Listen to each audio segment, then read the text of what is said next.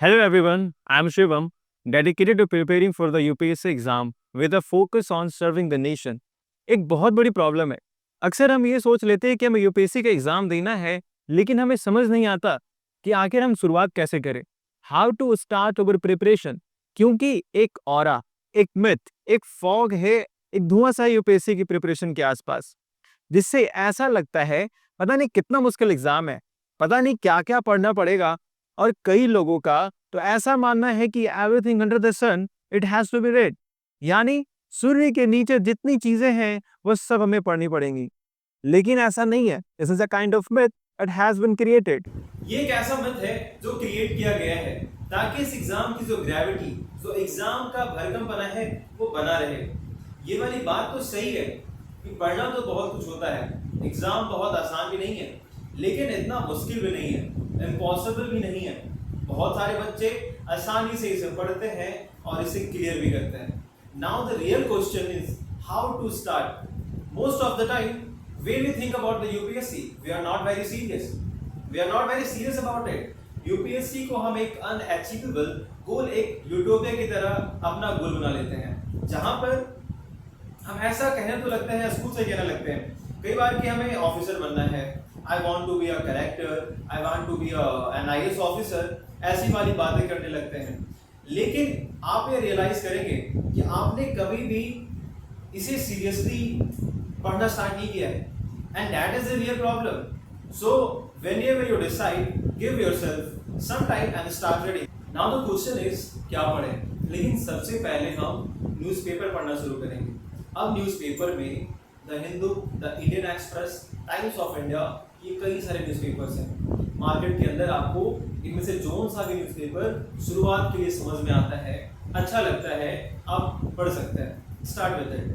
पहले 1 महीना 2 महीना न्यूज़पेपर समझ में नहीं आता है। जब हम आर्टिकल्स पढ़ने लगते हैं तो हमें ऐसा लगता है पता नहीं क्या चल रहा है, क्योंकि हमें पीछे का बैकग्राउंड नहीं पता होता है, पीछे की हिस्ट्री हमें नहीं पता होती है। सपोज दैटली एक आर्टिकल आया किसी स्कीम पर, अब आपको ये अंदाजा ही नहीं है कि स्कीम एनालाइज तो हो गई है, लेकिन यह स्कीम आई क्यों थी, इसके पहले ऐसा क्या था, किस विदेशी इवेंट के लिए बात हो रही है, जैसे कि एशियन यूनियन बॉल के ऊपर न्यूज आई है, लेकिन अब आपको उसका बैकग्राउंड नहीं पता। बहुत ज़्यादा हो सकता है कुछ पॉइंट्स आपके आर्टिकल्स में हो, वो आपको समझ में आ जाएंगे। इसलिए जब हम न्यूज़पेपर शुरुआत में पढ़ना चालू करते हैं तो किसी को भी पूरा समझ में नहीं आता है, लेकिन धीरे धीरे जब हम कंसिस्टेंटली उसे पढ़ते रहते हैं, धीरे धीरे न्यूज़पेपर सेंस बनने लगता है। वी स्टार्ट फीलिंग दैट कि हाँ, अरे वो तो परसों भी आया था, वो 15 दिन पहले भी आया था। तो धीरे धीरे चीज़ों की ग्राफ्स आने लगती है, आप चीज़ों को समझने लगते हो। This is first. तो पहले हम न्यूज़पेपर पढ़ना चालू करेंगे थोड़ा थोड़ा। द फर्स्ट इज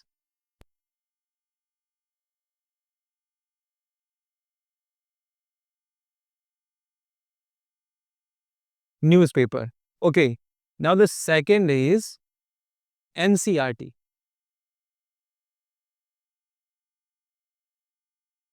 एनसीईआरटी इसलिए क्योंकि वह आपने अपने स्कूल टाइम से ही पढ़ते आ रहे होंगे, आपने पहले भी पढ़ी होंगी।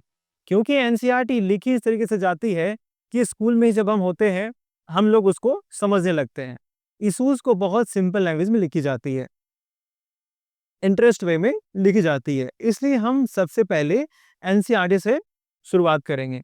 और एनसीईआरटी यूपीएससी के लिए ही नहीं, बल्कि गवर्नमेंट्स एग्जाम के लिए भी इंपॉर्टेंट है।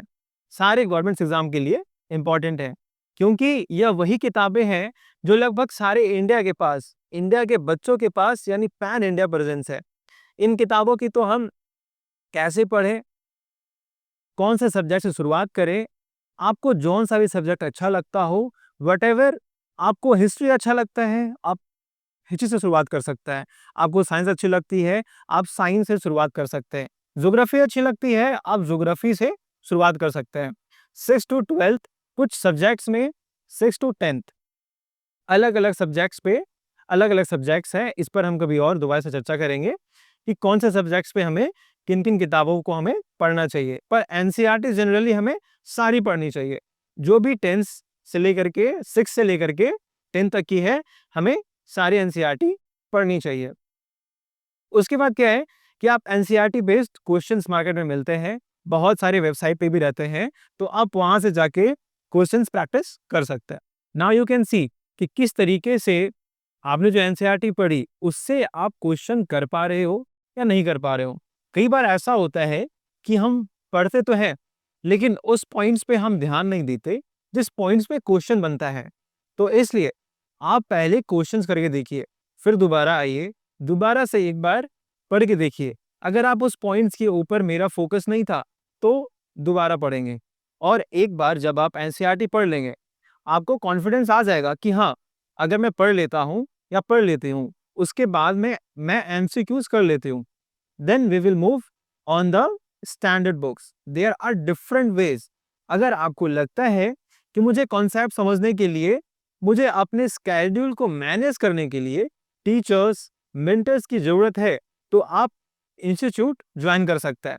वहां पर क्या है कि आपको क्लासेस मिलती हैं, प्रॉपर टीचर्स मिलते हैं, आपका स्केड्यूल स्ट्रीमलाइन हो जाता है, आपको एक डिसिप्लिन आ जाती है आपकी प्रिपरेशन के अंदर, क्योंकि आपने बहुत सारा काम आउटसोर्स कर दिया है, लाइक समझाने का, पढ़ाने का, डाउट क्लियरेंस का, मेंटरिंग का, स्केड्यूल बनाने का, ये सब काम हमने आउटसोर्स कर दिया है। बस लेकिन फिर भी पढ़ना तो आप ही को पड़ेगा।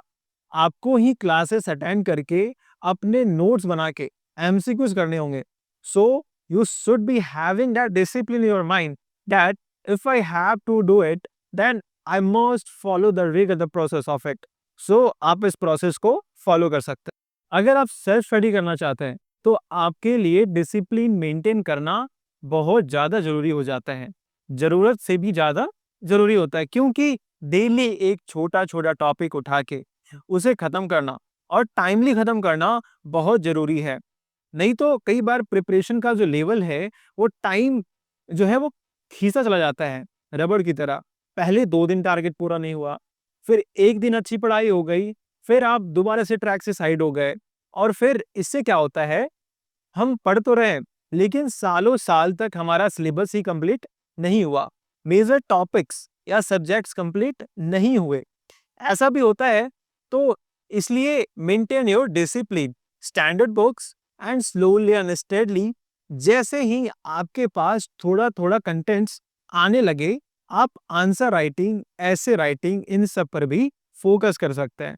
धीरे धीरे लिखिए, अपने मेंटर्स, अपने टीचर्स को दिखाइए कि कहाँ कैसे इम्प्रूवमेंट किया जा सकता है, और जैसे ही इम्प्रूवमेंट आता जाएगा वैसे वैसे आपकी मेंस की भी तैयारी होती जाएगी। Answer writing is an art. जब आपको आंसर राइटिंग आ गई, उसके बाद तो जिस भी सब्जेक्ट या किसी भी चीज का आपके पास कंटेंट है आप उसे लिख सकते हैं। जब मैं आंसर राइटिंग की क्लासेस लूंगा, so we make sure that we do live answer writing. What is live answer writing? सामने बैठ के लिखना, क्योंकि जब हम घर पे आराम से लेजर में बैठ के लिखते हैं तो बहुत अलग होता है। पता चलता है कि एक आंसर को लिखने में हमें आधा घंटा लग गया, लेकिन असलियत में 10 नंबर के आंसर के लिए यूपीएससी में कितने टाइम मिलते हैं हमें? लगभग 6 to 7 minutes only. Okay. This means it is not only just about content, it is also about speed, it is also about structure, it is also about articulation. और इन सभी चीजों को हमें धीरे धीरे अपने आंसर राइटिंग के अंदर इंक्लूड करना है।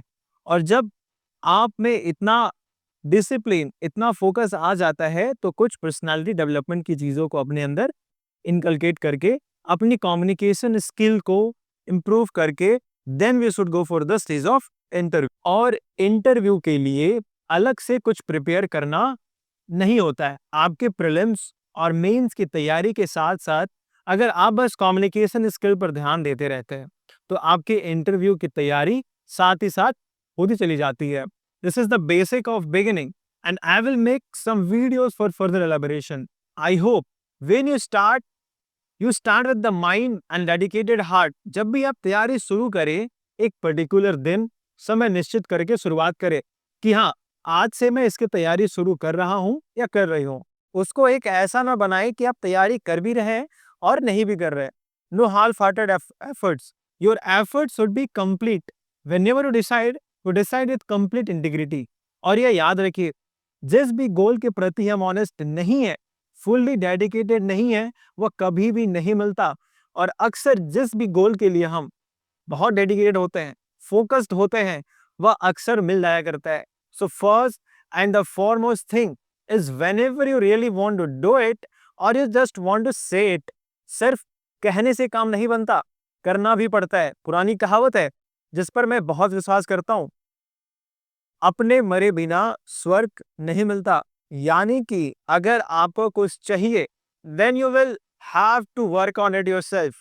You will have to dedicate it yourself, and whatever sacrifice are required, you make it. You do it. So happy preparation and dedicated preparations. Thank you.